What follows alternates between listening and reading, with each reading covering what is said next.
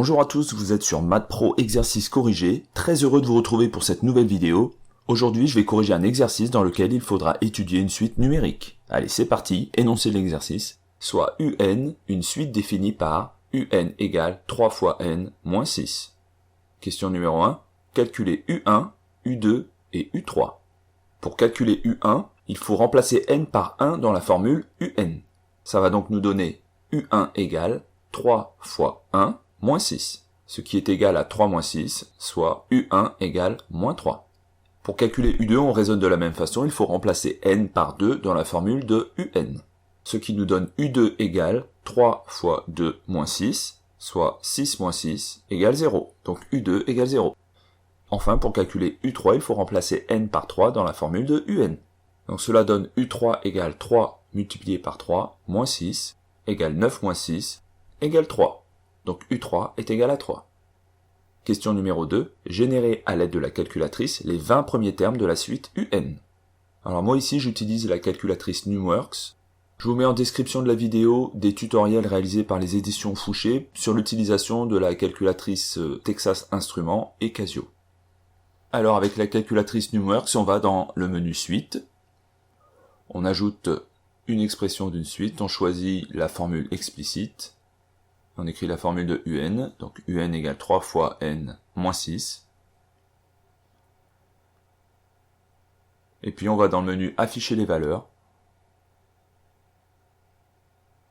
On va régler l'intervalle puisque on veut que la valeur de départ soit n égale 1 et la valeur de fin n égale 20.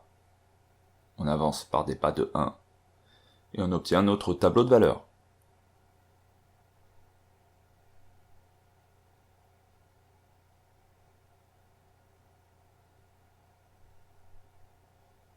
Question numéro 3. Donnez la valeur de U20 et vérifiez par le calcul. Donc la calculatrice nous donne U20 égale 54. On va donc réaliser la vérification par le calcul.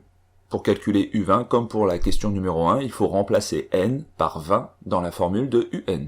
U20 est donc égal à 3 fois 20 moins 6, ce qui nous donne 60 moins 6, soit 54.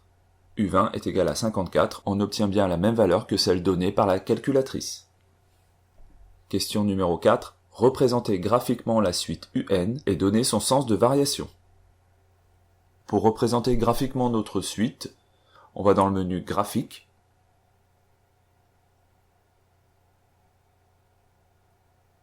Et on obtient la représentation graphique de la suite UN.